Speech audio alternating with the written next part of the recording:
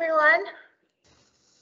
We have Sigma Lions coach, Ivan van Rooyen and Franco Hoorn, captain here. You can ask your questions. Ivan, Jan de Keuring and Franco also. I think, firstly, overall impressions. I mean, we all look at the scoreline and we probably think you could have done better. But the overall impressions of that outing?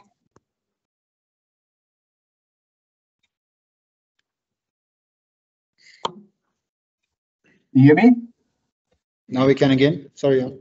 Okay, no problem. Ivan, yeah, I said we can all look at the scoreline and we probably will criticize and think you could have done better. But what's your overall impressions of the game, both to you and Franco? Yeah, thanks, Jan. I don't think the gap between us is exactly the points difference. I think there was one or two moments where we either switched off or just through pure quality they scored. But I think if you take the 80 minutes in the bigger picture and the fight and the competitiveness of the game, I think it was closer than what the scoreboard would suggest. Ivan, sorry, you're still busy. Sorry, continue. Can I continue? Yep. Thank you. Sorry, guys. Hello, Ivan. It's obvious the difference, for instance, between line speed and. Josh, 4 tries on your first game in South Africa for the Lions. How does that feel? Yeah, great. Great to get off to a good start. Hello. Walk-ins are too much credit, but yeah, we've got a cross feed here. Sorry, guys. Yeah. It's been a long, you've had quite a few weeks now. You finally got here to the first game. How did it feel? Somebody must mute themselves. Somebody's got to feed. You must mute yourself, guys. Tough. But Monique, we've got a cross feed here. Sorry. They're just going to sort it out. Thank you. Sorry about that. We're just sorting it out now.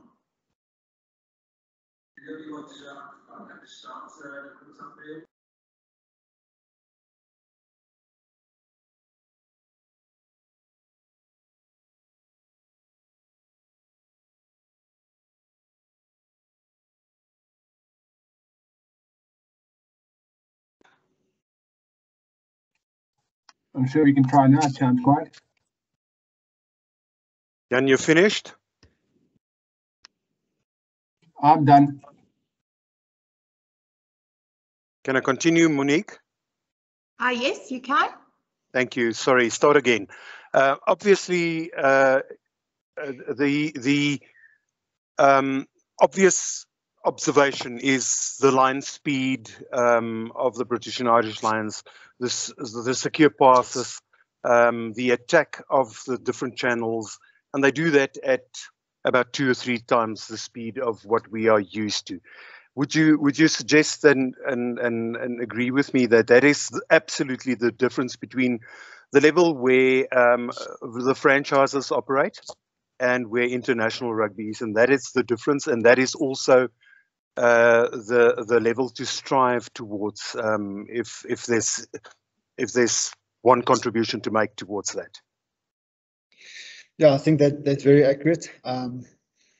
It looked like and felt like their speed to set when they want to play again, especially from line out tonight, caught us offside. So I think that's a big lesson learned for us. It's not necessarily that they're running quicker, but they're getting there quicker to play and kind of catch you off guard, and they caught us off guard 2 or 3 times, to be fair. And then, like you say, they gave us a little bit of a bit different picture defensively tonight than what we saw against Japan. They were relatively soft against Japan with line speed, but obviously they did bring line speed tonight. And I think the decision making at rack time allows them to either slow your ball down or get numbers on their feet with good line speed, and obviously then with good physicality. And also think on attack, the ability to get into space where they identify space was good tonight. So I do agree with you that is probably the biggest difference between Test rugby and where we are currently, is the speed of execution and the speed of decision making.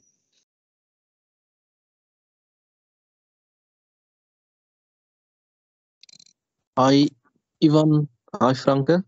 Ivan, Warren Gatland het sopas genoem dat hulle so 'n bietjie aan hulle speelstyl moes wysig omdat hulle nie daai line speed op defense van julle gekry het nie. Voel jy dit was die geval dat julle by tye so 'n bietjie stadig van die lyn af was en hulle nie in hulle gesigte kon stuit nie? Lieten, ek dink dit is akkuraat. En ek dink dit begin by die vaste faset. So vir die lyn staan af, het ons nie vinnig genoeg geset nie, dan het hulle ons ek amper omkant gevang met die eerste rak en dan het ons amper gescramble om te set voordat ons kan opgaan. So dit het verseker van ons lynspoed weggevat. Ek dink wanneer ons wel lynspoed gekry het, kon ons hulle onder druk gesit het en dit is seker een van die grootste lesse wat ons vanaand geleer het.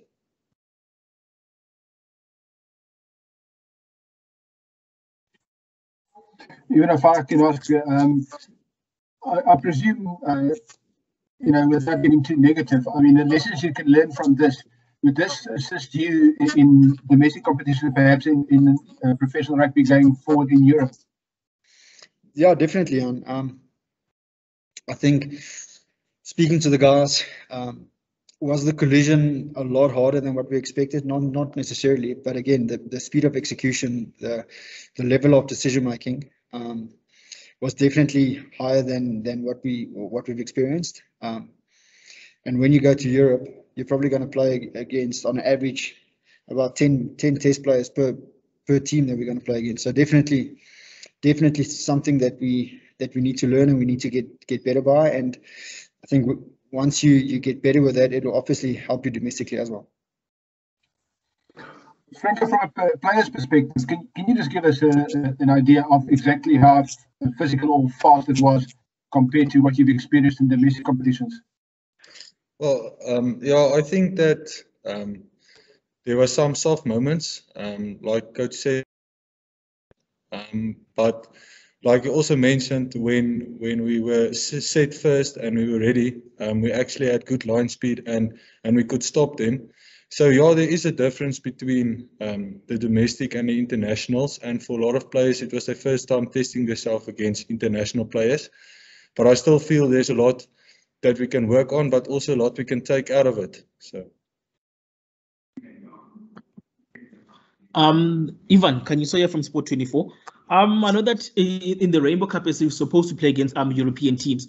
Do you feel that had you played against them, you'd have been better prepared for this particular fixture? Good question. It's evident that the European teams their kicking game is a lot more polished. I think, if you can call it that way. They've got a great default kicking game. Their kicking from 9 is very accurate with great chases. The wingers always get up in the air.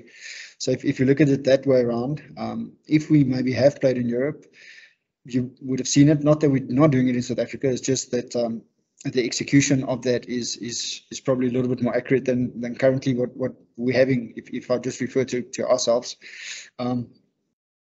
And just, I mean, if you've played or experienced playing against certain individuals and you play against them again, you know what to expect. So I think, bigger picture, if we have played in 3 or 4 games overseas against players like this, we probably would have been a little bit better prepared. But I mean, saying that, the reality is we didn't go there, so we can't sit here and say that's an excuse or we didn't know what to expect. Was it 23 test players that do things well, and if all 23 do things well, they put you under pressure? Definitely.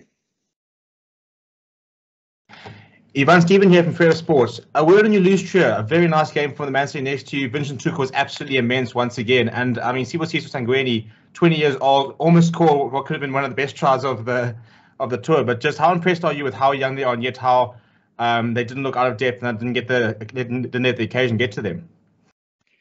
Thanks, Stephen. There's a lot of young players that showed a lot of potential tonight. Like you've mentioned, Sabu, Vince and Franke, Emmanuel coming on, even Ruan coming on. Ruben is 23 years old. There's a lot of youngsters that really showed tonight that there is a lot of potential. I think a game like tonight could potentially kickstart their career, and hopefully one day when they all play international rugby, they can look back at tonight and say they've realised that they're close, but they realise that they're not there yet. but immensely proud of the effort, their work rate, the work off the ball, they're caring for one another. Within even partaking or hiding, a lot of things to be proud of. Last few questions. Ivan, that was just perfectly summed up by you with regards to the last answer that you gave. But there's also a downside to that where a game like this could affect your confidence going further into the Currie Cup. How do you tell the guys, or what do you tell the guys to get past that and just to focus on what's happening in the Currie Cup now? Thanks, Leighton. If you get individual and if you start blaming and looking for faults, and you don't learn the lessons, I think that's when it's bad for you. If you're willing to put your character on the line, confess and admit to the things you need to get better on, willing to learn, willing to stick together as a team, then I think it will have a positive effect. So it's up to the individuals, up to us as coaches, up to us all collectively to make sure that we learn the lessons and understand what it's going to take for us to go forward. And I'm confident and positive that that's where this group is. We did realize, and we do realize, that we got beaten tonight by a better team, but the gap isn't as big as what the score would suggest, and that is also exciting in a weird way. Last question from me, Ivan. Thank you. I've listened carefully what you've said and on answers on these questions that were asked tonight, and you have confirmed, yes, it's a young group, but there's also some older guys there like Burger Odendaal, and I just want to use this as an example.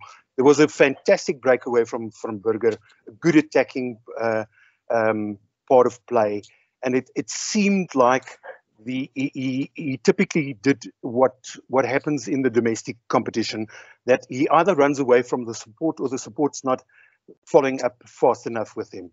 Obviously, that would be one of the biggest learning curves. And like I've said in the beginning, it's a privilege to play against these British and Irish Lions. And obviously, that is one of the things that you will take away from this. Am I correct with this?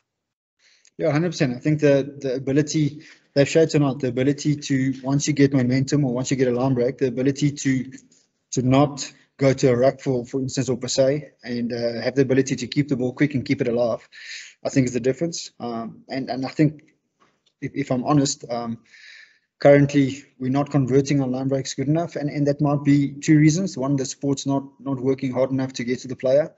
And two is sometimes we tend to go to the ruck and then create our own medium or slow ball, and then you just got to restart again. So definitely the ability to make the 50-50 a 70-30, or ideally a 80-20, something we'll have to work hard on for the rest of the Currie Cup. Even if I may ask, you are very competitive in the Currie Cup and all the local competitions. Do you think the other franchises will be able to beat the British and Irish Lions? Point one. And the second question, what advice will you give Jock going into the tests?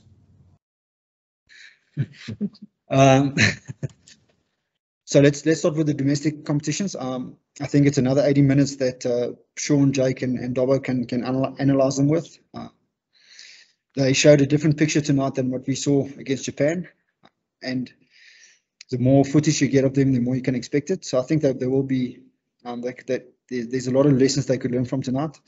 Will I back a South African team to beat them? I always will back a South African team to beat them. Our blood is always red, our blood, but our blood's also green.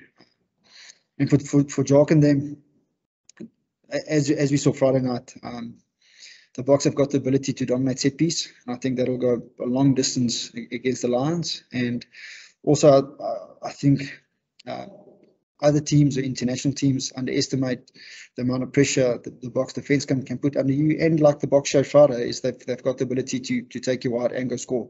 So I think it's going to be a crack of a test series. Another 3-4 weeks for the British Lions to train, but also for the Boks to train and play and get closer together. I think it's going to be an unbelievable test series. Thank you, everyone. Thanks, guys. Thank you. Thank you. Dankie manne, waardeer. Thanks, guys. Well done.